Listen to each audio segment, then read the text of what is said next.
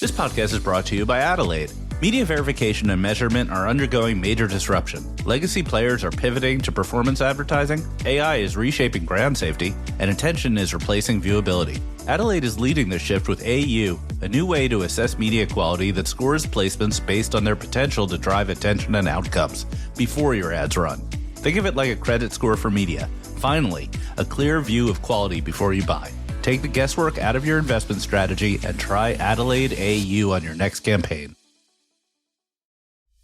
This podcast is brought to you by AudioHook, the leading independent audio DSP. AudioHook has direct publisher integrations into all major podcast and streaming radio platforms, providing 40% more inventory than what could be accessed in omnichannel DSPs. What's more, AudioBook has full transcripts on more than 90% of all podcast inventory, enabling advanced contextual targeting and brand suitability. AudioHook is so confident that in addition to CPM buys, they offer the industry's only pay-for-performance option where brands can scale audio and podcasting with peace of mind knowing they are only paying for outcomes. Visit audiohook.com to learn more. That's audiohook.com. Imagine this. The best pasta sauce you have ever tasted sits abandoned on a plate. Wasted sauce. That is a tragedy. If only you had used Barilla al Bronzo pasta. Its bronze-cut texture holds your sauce and scoops up every last drop. The Italians call that scarpetta. Capture sauce the Italian way. Barilla al Bronzo. Click or tap the banner to find out more.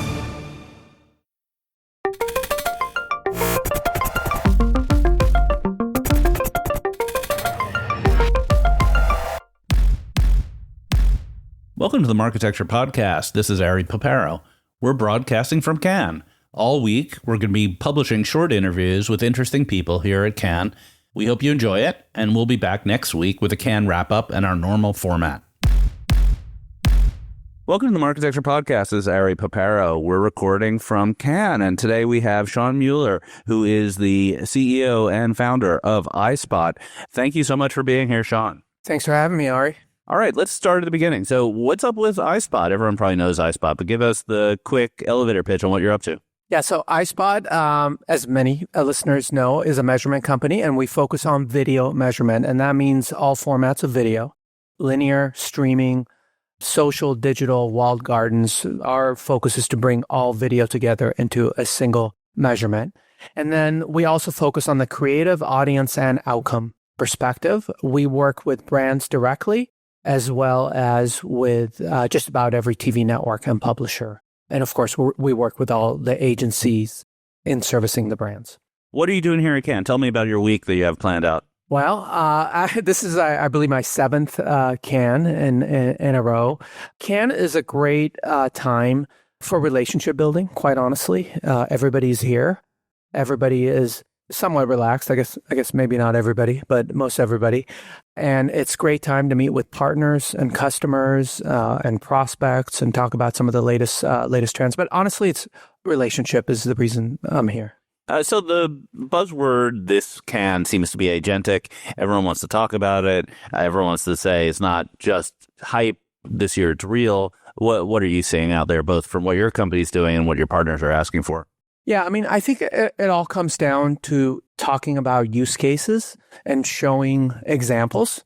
I think there's a lot of talk out there. I think companies just need to step up to the plate and show the use cases and how their agentic AI, their AI agents are working at actually automating workflows, getting to faster insights, addressing use cases, and helping the marketer do their job. All right. So which use case is now? Like what are people seeing real business results from as far as you could tell? Yeah. I mean, so I think one use case is, first of all, faster time to insights. So marketers have questions all day long. What is my creative working? Is my campaign working? Which part of it is working? Why is it working? Right now, it takes a long, long time to get to those insights. So we, in particular, are working on rolling out faster time to insights using AI, and then optimizations and planning. And in particular, we're doing a lot on the creative side and helping marketers get to better, faster creative using AI, but first understanding the insights. Right. So are you talking about what seems to be, a dime a dozen, which is like using AI to generate videos? Or are you talking about something different in terms of using the data? My audience would love to hear a little more granular about what does it mean to get insights faster? What does it mean to apply to creative? Yeah. There's actually a lot of work that gets done before a video is created. And so a lot of people just like to talk about creating video using AI. And that actually is not how it works. First, you have to understand your existing creative strategy and what's working and what's not.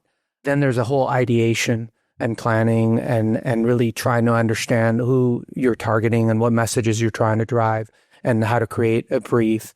And so all that work has to be done before a video is actually created. So that's a lot of the work that we're speeding up. A lot of the talk about video being created is also for in the SMB market space. And we in particular focus on the enterprise marketer. So most of our clients are very large advertisers that are not really just going to turn to some company or some AI agent to create a video without first fully understanding what it is that they're trying to achieve. Yeah, can you give us some color? Like what does a top 500 global advertiser look for in terms of insights? And then how do they turn that into faster workflow or better creative?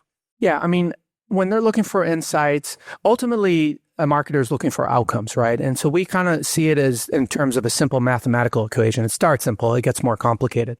But let's start simple. It's creative plus audience equals outcome, right? So what the marketer wants is first looking at the creative.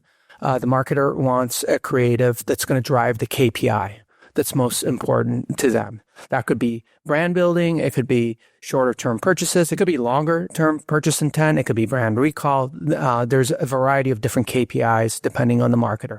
So that's the first thing. They have to understand their existing creative base and their competitors and understand how that's working. So that's on a creative side. From an audience perspective, they want to make sure that they're hitting their target audience everywhere.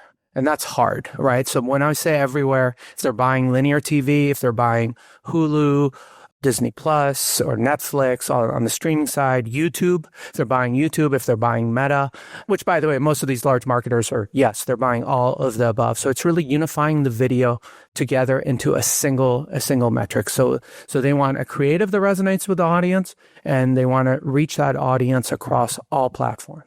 Earlier this week, I spoke to Tony Marlowe from LG Ads, and he was talking about targeting segments that are created by AI that aren't even human readable anymore. It's not like male 18 to 35. It's just the machine says reach this audience. What's your reaction to that? My reaction to that is it delivering the outcome?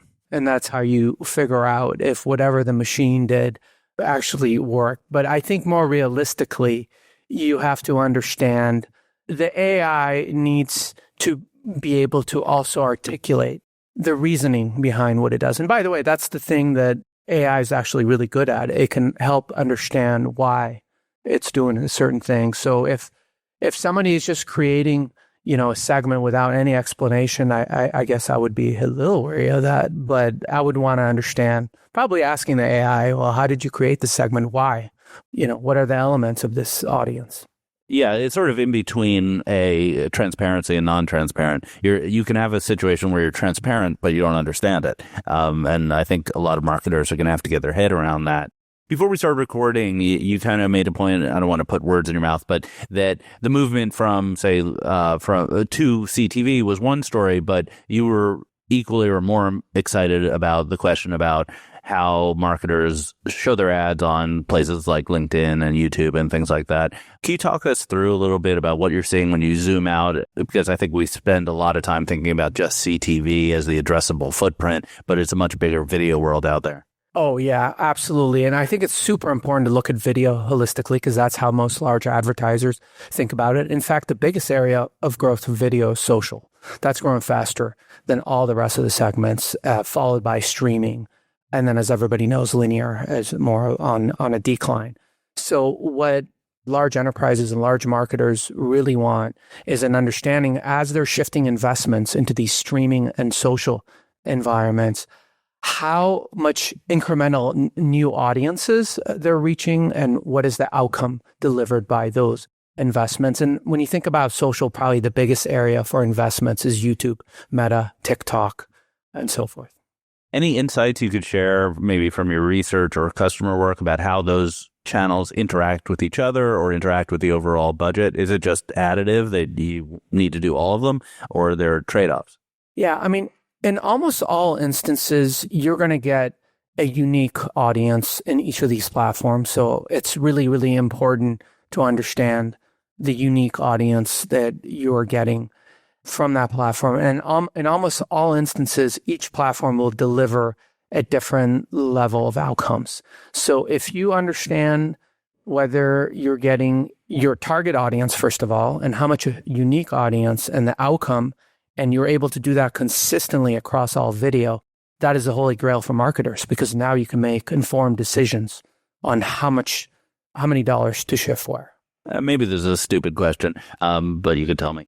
Do marketers think about their earned and paid advertising in the same way in the social channels? I know I've seen like Gary V throw bombs at our industry and say, all you should be doing is putting up, organic YouTube, see what works, and then that turns into your ad. What's the common way that marketers think about that issue? Well, it's not a stupid question. First of all, it's a great question.